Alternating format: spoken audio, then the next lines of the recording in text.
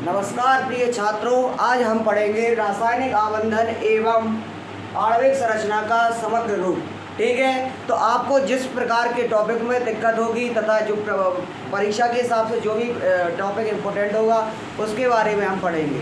ठीक है, इसी श्रृंखला में हम सबसे पहले पहला टॉपिक जिसमें हम पढ़ते थे क्या, अणु किसे कहते हैं। सबसे पहला टॉपिक क्या था, अणु किसे कहते हैं, अणु कितने प्रकार के होते हैं, सर्वप्रथम हमने ये पढ़ा। तो आप सभी लोग जानते हैं कि अणु परमाणु का समूह होता है। दो या दो से अधिक परमाणु मिलकर अणु का निर्माण करते हैं। आप सभी को पता है कि अणु को हमने 4 भागों में डिवाइड किया था, जिसमें सबसे पहला अणु का हमने प्रकार बताया था समनाभिकीय द्विपरमाणुक अणु। समनाभिकीय सबसे पहला प्रकार बताया था, समनाभिकीय कोई लिखेगा नहीं, समनाभिकीय द्विपरमाणुक अणु, द्विपरमाणुक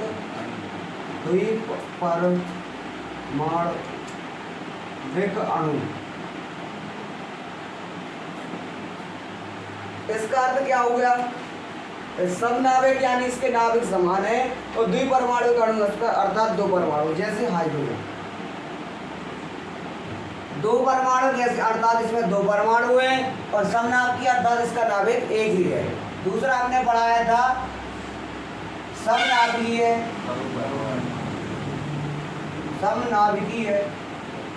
बहुपरमाणुक अणु।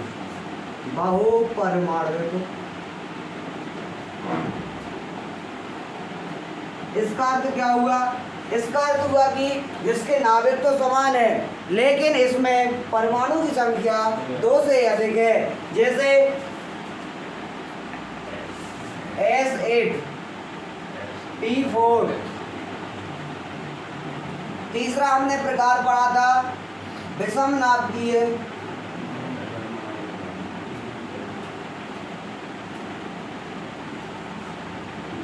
द्विपरमाणुक अणु। तो जिसमें हमने इसका उदाहरण पढ़ा था विषमनाभिकीय द्विपरमाणुक। इसका अर्थ हुआ कि जिसके नाभिक का अलग अलग है लेकिन इसमें क्या हुआ, इसमें क्या है, 2 परमाणु उपस्थित हैं, जैसे HCl। और चौथा हमने पढ़ा था क्या, विषमनाभिकीय बहुपरमाणुक अणु। विषमनाभिकीय बहुपरमाणुक अणु, जिसमें हमने उदाहरण के तौर पे पढ़ा था क्या, NH3 अमोनिया। जिसमें आप देख सकते हैं कि विषमनाभिकीय अर्थात इनके नाभिक अलग अलग हैं और बहुपरमाणुक अर्थात 3 इसके 4 अर्थात इसका जो संख्या है 2 से अधिक है। ठीक है, तो हमारा ये टॉपिक अणु का कंप्लीट हुआ। जिसके बाद हम कुछ रासायनिक सिद्धांतों के बारे में पढ़ेंगे, जिसमें हमने सबसे पहले कोसेल-लुईस का सिद्धांत पढ़ा था। आप सभी को हमने कोसेल-लुईस जैसे अणुओं मतलब सिद्धांतों के अंतर्गत हमने कोसेल-लुईस संरचनाओं के बारे में पढ़ा था, तो उसके बारे में हम कोसेल-लुईस संरचनाओं के बारे में पढ़ेंगे। हम सिद्धांत को नहीं पढ़ाएंगे, उसके जो इम्पोर्टेंट पॉइंट है उसके बारे में हम प्रकाश डालेंगे। तो सबसे पहला हमने क्या पढ़ाया था, लुईस संरचना है। इसके बाद टॉपिक स्टार्ट होता है क्या, लुईस। आज हम थोड़ी जल्दी पढ़ाएंगे, इसके बाद फिर नया चैप्टर स्टार्ट होगा। तो हम लोग क्या पढ़ेंगे, लुईस संरचना है। लुईस संरचना किसे कहते हैं, हम ये लुईस सिद्धांत के अंतर्गत पढ़ेंगे, जिसमें सबसे पहला सिद्धांत क्या था, लुईस सिद्धांत, कोसेल-लुईस का सिद्धांत।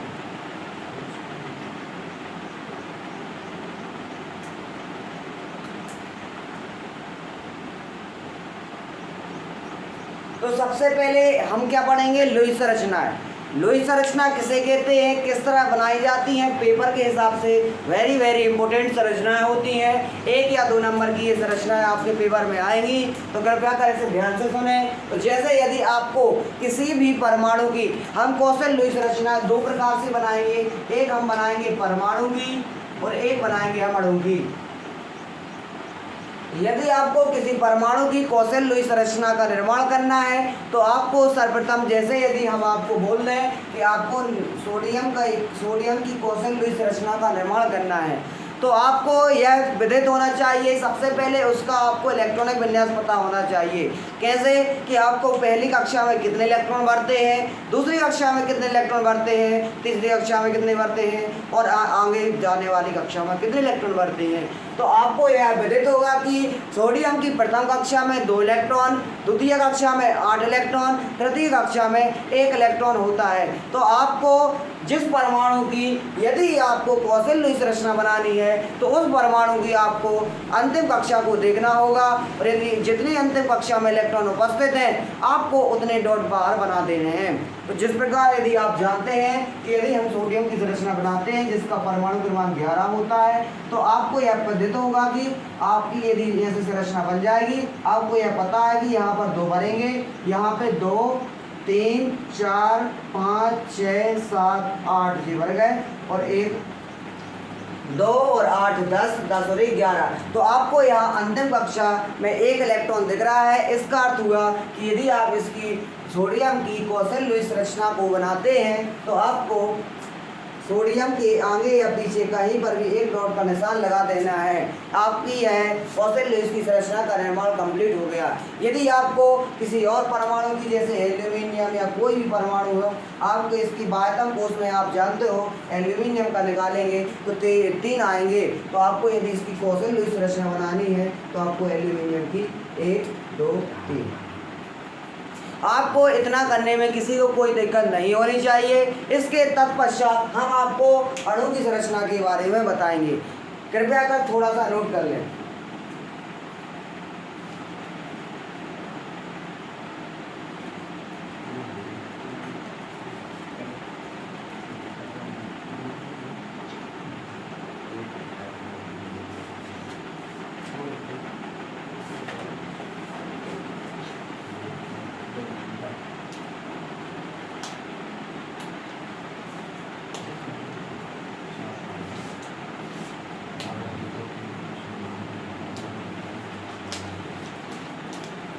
तो इसके तत्पश्चात हम आप अणु की संरचना के बारे में पढ़ेंगे जिसमें पहला अणु यदि आप मन से लेना चाहते हैं तो जैसे आप सोडियम भी ले सकते हैं, जैसे कुछ भी ले सकते हैं। जैसे हम NaCl ले रहे हैं।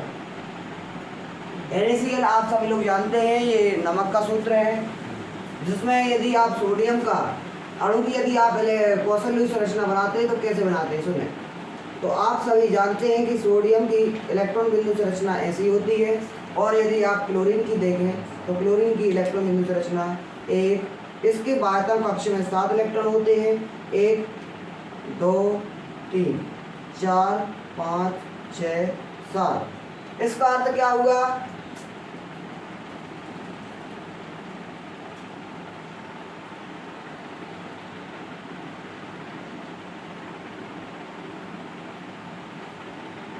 नहीं ऐसा नहीं होगा इसमें तो आने के बंद होगा सर, इस जी संरचना नहीं हो पाएगी, ठीक है ना। इसमें आने के बंद होगा क्योंकि जी अपनी ओर आकर्षित कर लेगा इलेक्ट्रॉन क्लोरीन। सुने अब सुने, जैसा मैथ है CH2, तो आप सभी जानते हैं कि इसकी रचना ऐसी कुछ बनती है।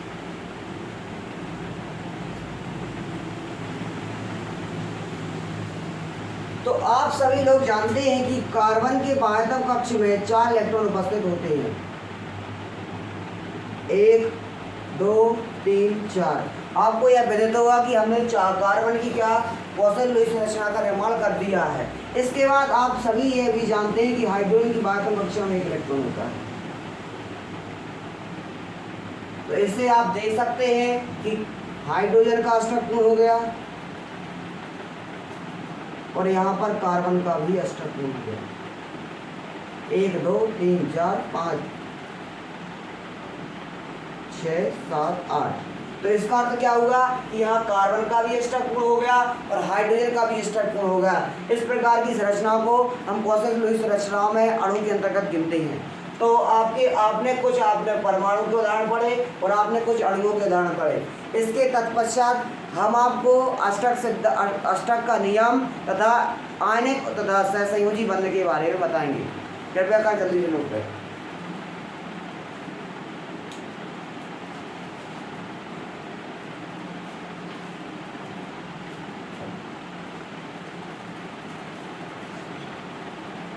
इसके तत्पश्चात हम अष्टक नियम के बारे में पढ़ेंगे। तो आपको हमने कौशल सिद्धांत के अंतर्गत हमने पढ़ाया है कि अष्टक नियम किसे कहते हैं, और पेपर में 1 या 2 नंबर का आपको इसे यहाँ से क्वेश्चन बनेगा, तो कृपया कर इसे नोट कर लें।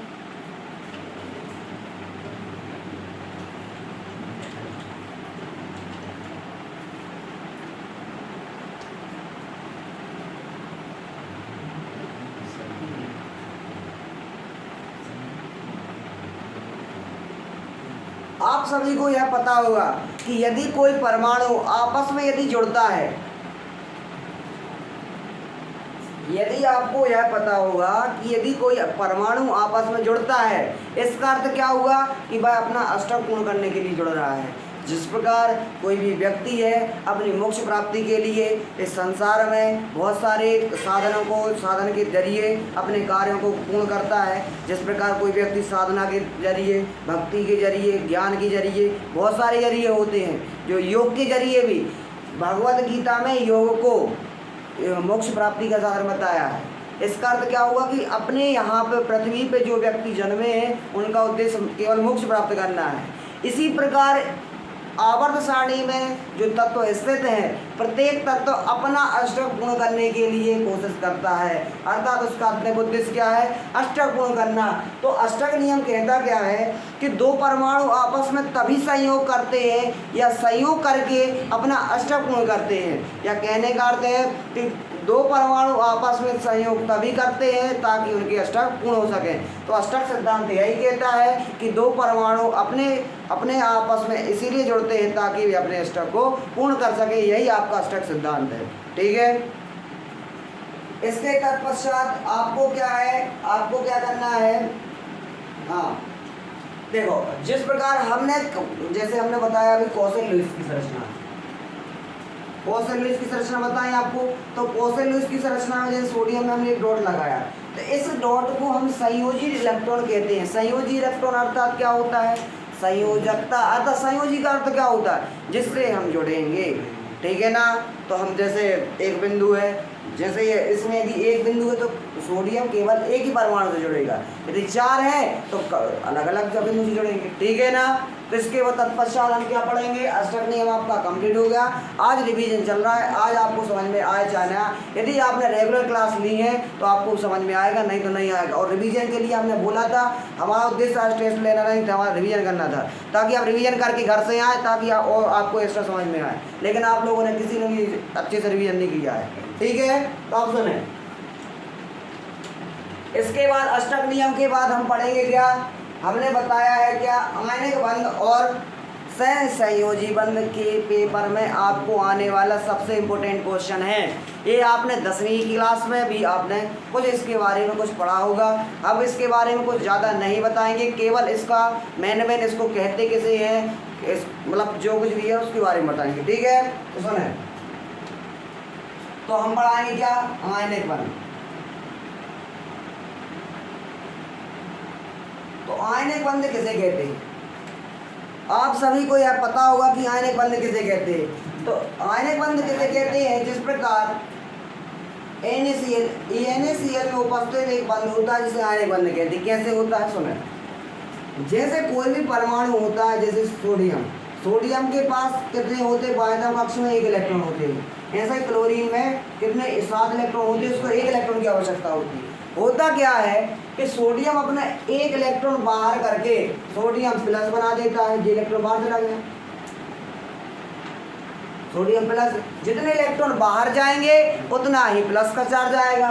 इसी प्रकार क्लोरीन में यह इलेक्ट्रॉन प्रवेश करेगा तो क्लोरीन माइनस बना देगा। इसका अर्थ होगा जितने इलेक्ट्रॉन ग्रहण करेगा उतने ही माइनस चिन्ह प्राप्त करेगा। तो और आपको यह पता है कि Na प्लस और Cl माइनस के मध्य क्या हो जाता है, विद्युत सहसंयोजी रेखा उत्पन्न हो जाती हैं, जिससे कि आयनिक यौगिक का निर्माण हो जाता है। तो ठीक है ना, तो आयनिक यौगिक का निर्माण कब होगा, जब कोई धनावेशित युक्त कण और कोई ऋणावेशित युक्त कण आपस में विद्युत सहसंयोजी रेखाओं द्वारा जुड़ जाते हैं, तो इस प्रकार उनके मध्य बंध का निर्माण हो जाता है, जिसे हम आयनिक बंध कहते हैं। ठीक है, तो नोट कर लें।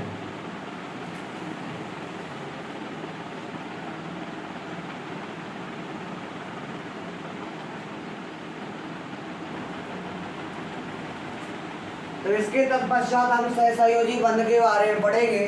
तो आप सभी को पता है, हम थोड़ा सा बताएंगे इसके बारे में भी। तो सहसंयोजी बंध किसे कहते हैं? तो आप सभी को यह विदित होगा कि सहसंयोजी बंध एक प्रकार से कमजोर बंध है, दुर्बल बंध है, जो कि इलेक्ट्रॉनों की साझेदारी से बनता है। जब दो इलेक्ट्रॉन आपस में इलेक्ट्रॉनों का साझा करके जो बंध का निर्माण करते हैं, उन्हें हम सहसंयोजी बंध कहते हैं। तो सहसंयोजी बंध आप सभी को पता होगा कि सहसंयोजी बंध में हमने आपको दो प्रकार बताए थे, जिसमें आपको ध्रुवीय बंध तथा अध्रुवीय बंध के बारे में पढ़ाया था। तो इसके बारे में क्या पढ़ाया था? ध्रुवीय और अध्रुवीय।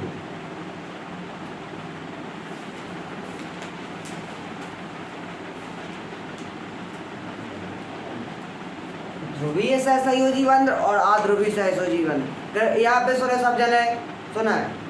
तो ध्रुवीय सहसंयोजी बंध में क्या होगा कि इसमें इस प्रकार के इलेक्ट्रॉन भाग लेंगे, जिसमें क्या होगा, इनके मध्य जो इन दोनों के मध्य, जैसे ये परमाणु और इन परमाणु के मध्य विद्युत ऋणात्मकता में अत्यधिक अंतर होगा, तो बंध क्या हो जाएगा? ध्रुवीय हो जाएगा। कैसे ध्रुवीय हो जाएगा? आप सभी जानते हैं क्लोरीन की विद्युत ऋणात्मकता हाइड्रोजन से अत्यधिक है। इसका अर्थ क्या होगा कि क्लोरीन हाइड्रोजन के इलेक्ट्रॉन को अपनी ओर आकर्षित कर लेगा। और आपको यह पता होगा कि क्लोरीन विद्युत ऋणात्मक तत्व है, और आप यह विद्युत ऋणात्मकता की परिभाषा भी जानते हैं कि विद्युत ऋणात्मकता कहलाती क्या है? इलेक्ट्रॉन को अपनी ओर आकर्षित करने की क्षमता को हम विद्युत ऋणात्मकता कहते हैं। तो हाइड्रोजन के इलेक्ट्रॉन को क्लोरीन अपनी ओर आकर्षित कर लेगा, जिस पर पार्शली इस पर प्लस आवेश आ जाएगा और इस पर माइनस आवेश आ जाएगा। तो क्या होता है कि सहसंयोजी बंध में ध्रुवीय प्रकृति किसके कारण आ जाती है? विद्युत ऋणात्मकता में अत्यधिक अंतर के कारण। लेकिन सहसंयोजी बंध भी अध्रुवीय भी होते हैं कुछ। इसका अर्थ क्या हुआ? इनमें विद्युत ऋणात्मकता में अंतर कम होता है। ठीक है, तो आपका सहसंयोजी बंध इतना कंप्लीट हो गया। इसके बाद हम क्या पढ़ेंगे?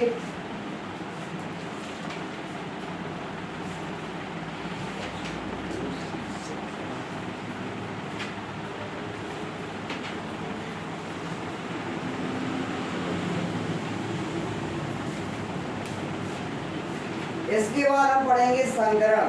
क्या पढ़ेंगे?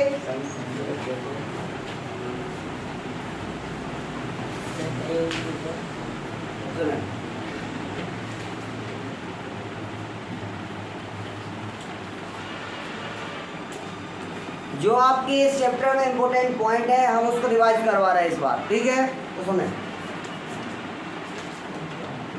संकरण, इसको इंग्लिश में हाइब्रिडाइजेशन भी बोलते हैं। ठीक है, तो आप सभी को यह पता होगा कि संकरण किसे कहते हैं। तो आपको यह पता होगा कि संकरण किसे कहते हैं। जैसे सुने, जैसे यदि आप लोग सब जानते हैं, जैसे कार्बन का परमाणु क्रमांक आपको पता होगा कि कितना होता है? 6 होता है। लेकिन और आपको इसकी पता होगी संयोजकता भी 4 होती है। लेकिन क्या होता है, जब उसका इलेक्ट्रॉनिक विन्यास निकालते हैं तो अंतिम कक्षा में आए हुए इलेक्ट्रॉन केवल 2 ही होते हैं। सुने कैसे? जैसे कार्बन, आपको यह पता होगी, कार्बन इसका परमाणु क्रमांक 6 होता है। और आपको यह पता होगा कि इसका इलेक्ट्रॉनिक विन्यास 1s2 2s2 2p2 होता है कि नहीं होता है। और यदि आपको यह पता होगा कि इसका इलेक्ट्रॉन विन्यास इस तरीके का होता है, लेकिन आपको यह पता है कि जो क्या बोलते हैं, कार्बन 4 लोगों से जुड़ता है, पता होगा कि नहीं पता होगा? संयोजकता के सिद्धांत के आधार पर पता होगा। लेकिन क्या होता है, यहाँ पर एक प्रकार से अपवाद है। कैसा अपवाद है कि यदि आप इसके अंतिम इसमें आए हुए इलेक्ट्रॉन को देखो पी कक्षक में, तो यहाँ पर 2, तो आप देख सकते हैं कि यहाँ पे तो कार्बन 2 लोगों से बस जुड़ेगा। दिख रहा है कि नहीं दिख रहा है? तो यहाँ पर इस समस्या को दूर करने के लिए कि कार्बन 4 ही लोगों से जुड़ेगा और 2 लोगों से नहीं जुड़ेगा, तो इस समस्या को दूर करने के लिए संकरण की एक अवधारणा आई। तो संकरण एक काल्पनिक अवधारणा है, जो कि प्रारूप क्या बोल सकते हैं, व्यवस्थित रूप से है नहीं, मतलब भौतिक रूप से नहीं है, लेकिन इसको काल्पनिक रूप से माना गया है। कैसे माना गया है कि जब 2 या 2 से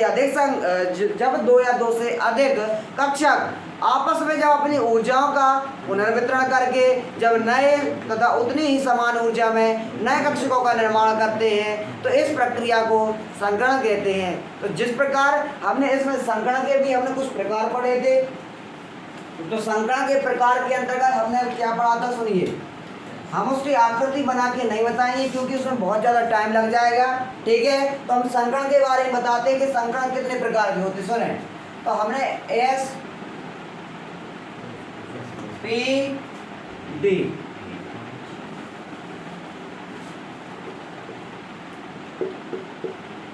तो सुने,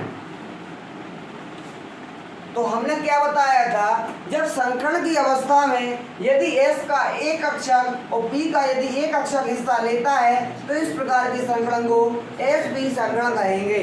इतना करने में आप किसी को कोई भी दिक्कत नहीं होनी चाहिए और आपको यह विदित होगा कि SP संकरण में सिग्मा इलेक्ट्रॉनों की संख्या अभी हम बाद में बताएंगे। सुने यहाँ पे, तो सबसे पहले यहाँ पर यदि S का एक अक्षक और P का यदि एक अक्षक हिस्सा ले रहा है तो इस प्रकार के संकरण को क्या कहेंगे, SP संकरण। और S का एक और P के दो कक्षक भाग ले रहे हैं तो इस प्रकार के संकरण को SP2 संकरण। और S का एक और P के यदि तीन ही कक्षक भाग ले रहे हैं तो इस प्रकार के संकरण को SP3 संकरण कहेंगे। तो आपके ये तीन प्रकार जे SP संकरण के आधार पर हो गए और अपन लोग तीन प्रकार और पढ़ेंगे जो कि SP और D संकरण के आधार पर रहेंगे। सुने, तो S का एक कक्षक हिस्सा लेगा, P के आपको तीन ही कक्षक हिस्सा लेंगे और D का एक कक्षक हिस्सा लेगा। यहाँ पर कौन संकरण होगा, SP3D संकरण। इसी प्रकार S का एक कक्षक, P के तीन ही कक्षक और D के दो कक्षक, SP3D2 संकरण। इतना करने में किसी को दिक्कत। और S का एक कक्षक, P के तीन ही कक्षक और D के तीन कक्षक, इस प्रकार के संकरण को कौन सा संकरण कहेंगे, SP3D3 संकरण। इतना करने में किसी को कोई दिक्कत नहीं होनी चाहिए। और हमने इतने क्या बोल सकते इतने संकरणों के बारे में हमने पढ़ाया था और इसकी आकृति बनाई थी और इसके संकरण की जैसे कोई भी अणु है, दो या तीन उदाहरण लेके हमने प्रत्येक को समझाया था। और हमने प्रत्येक पिछली वाले वीडियो में आपको इसके बारे में और अच्छे से समझाया था, तो वहाँ पे देखें, ठीक है। तो सबसे पहले हमने SPD, हमने सबसे सर्वप्रथम क्या किया, SP संकरण के आधार पे हमने तीन प्रकार के संकरणों को पढ़ा और जिसमें SP, SP2 और SP3 संकरण सम्मिलित है।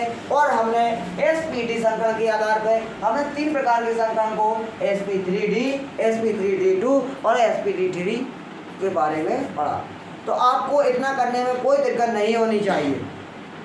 तो संकरण की आपको ये टॉपिक आपको अगली वीडियो में देखना है, ठीक है। तो इसके बाद हम आपको क्या पढ़ाएंगे, आगे का टॉपिक, ठीक है।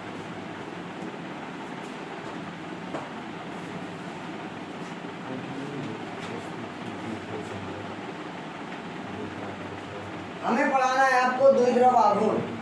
पेपर में 2 नंबर का यहाँ से क्वेश्चन आता है, यदि आपको नोट करना है क्या नहीं करना है तो सुनो। अगला टॉपिक क्या है, द्विध्रुव आघूर्ण।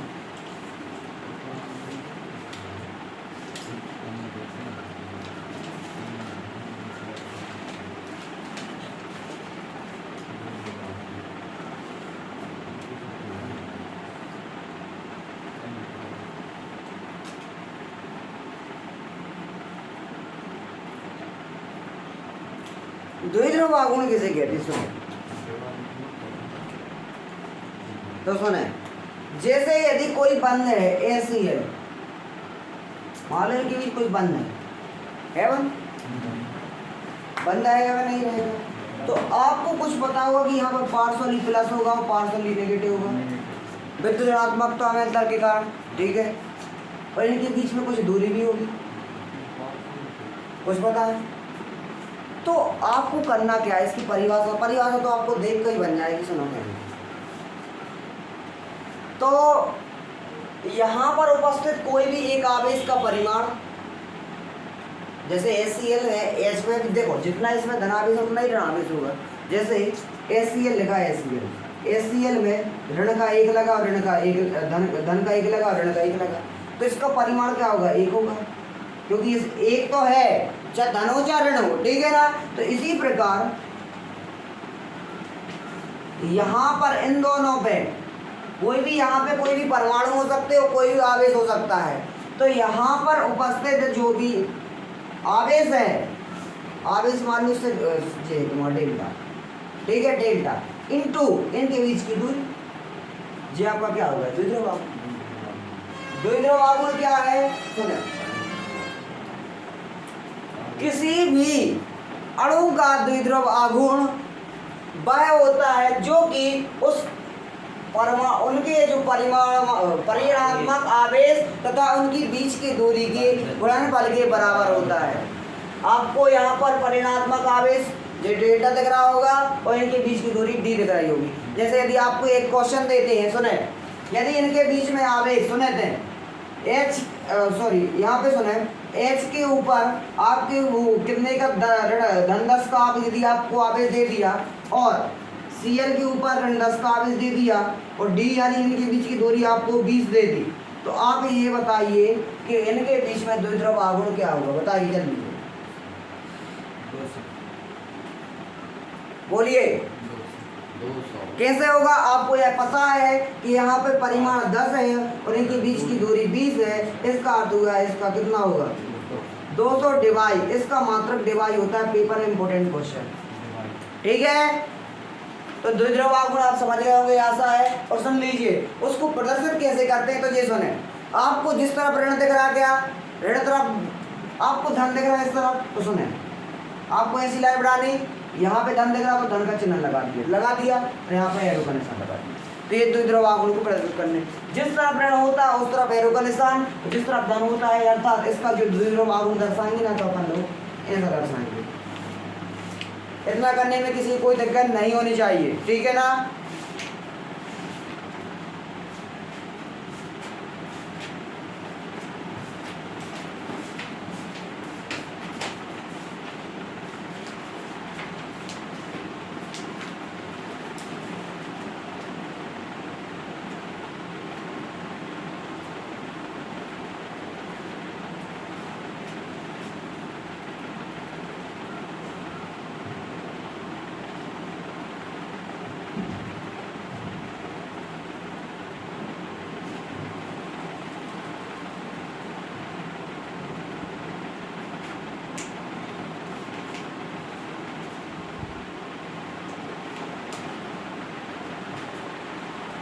एमोटिव थ्योरी के बारे में तथा संरचना के बारे में हमने कल ही बताया था, तो उसके बारे में हम आज नहीं बताएंगे। हम थोड़ा सा अनुनाद और हाइड्रोजन बंध के बारे में अंतिम रूप से बताएंगे, ठीक है। आप सुने, तो यदि आपको ये लिखना हो तो जल्दी से लिख लीजिए। लिखना है क्या, जल्दी से लिखिए।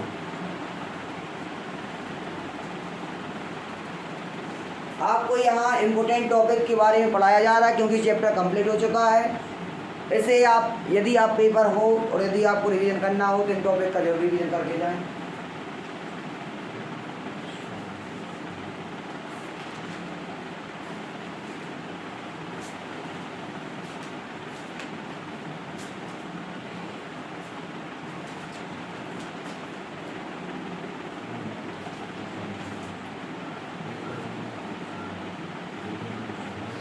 तो आपका लिख गया होगा। तो आगे अपन पढ़ते हैं, तो इसमें हम पढ़ते क्या है, अनुनाद। क्या पढ़ते इसके बाद, अनुनाद।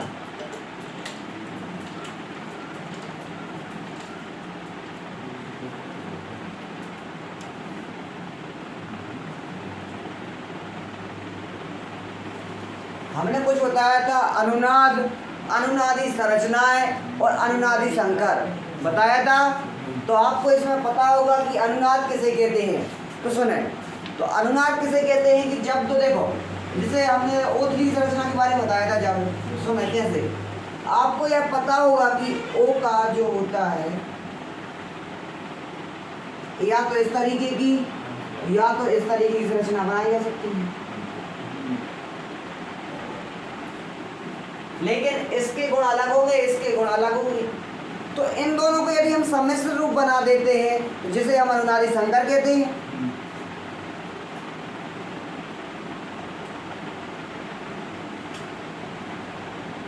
इसमें इसके और इसके दोनों के गुण उपस्थित होंगे। इस प्रकार की संरचना को अनुनादी संकर कहते हैं और इनको क्या कहते हैं, अनुनादी संरचना, ठीक है। जी आपका अनुनाद कंप्लीट हो गया। ठीक है,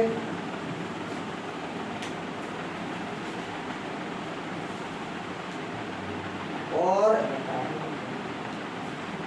हमने ये भी बताया था जिस अणु की जितनी ज्यादा अनुनादी संरचना उपस्थित होंगी उसका स्थायित्व उतना ही अत्यधिक होगा, और अनुनादी ऊर्जा भी जितनी अत्यधिक होगी उसकी स्थायित्व उतना अधिक होगा। ठीक है ना। इसके बाद हम हाइड्रोजन बंध के बारे में बताएंगे। ठीक है ना, जल्दी से टॉपिक डाल दीजिए हाइड्रोजन।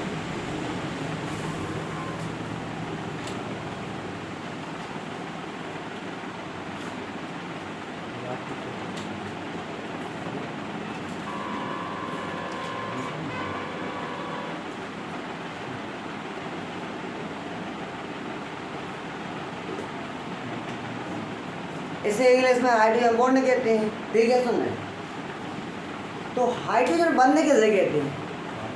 तो आपको यह पता होगा कि जैसे क्या बोल सकते हैं कि कोई सहसंयोजी अणु है, जैसे जल H,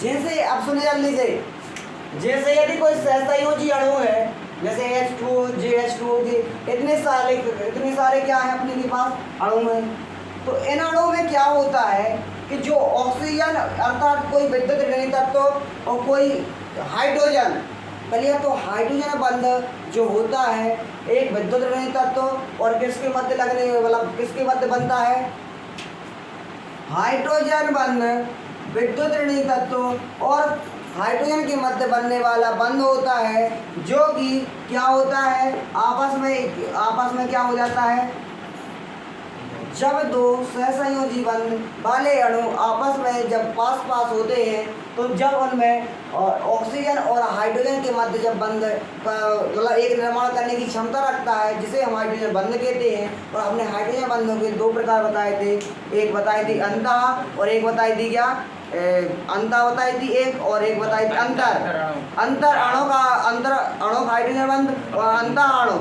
अणु में हमने बताया था कि मतलब क्या होते हैं दो या दो से अधिक जिस प्रकार से होते हैं, और हमने दो या दो से अधिक अणु होते हैं और मतलब उसमें जब हाइड्रोजन बंध बनता है इसका ऑक्सीजन और उसका हाइड्रोजन तो आपस में जब बंध बनते हैं इस प्रकार के को अंतःअणु कहते हैं। और जब एक ही अणु में हाइड्रोजन भी उपस्थित है और ऑक्सीजन भी उपस्थित है तो इस प्रकार के अणु को क्या कहते हैं, अंतःअणु हाइड्रोजन बंध के अंतर्गत दी जाती है। ठीक है, तो आपका ये चैप्टर कंप्लीट हो गया, कंप्लीट रिवीजन हो गया, और यदि आपको कोई दिक्कत हो तो पूछ सकते हैं। ठीक है।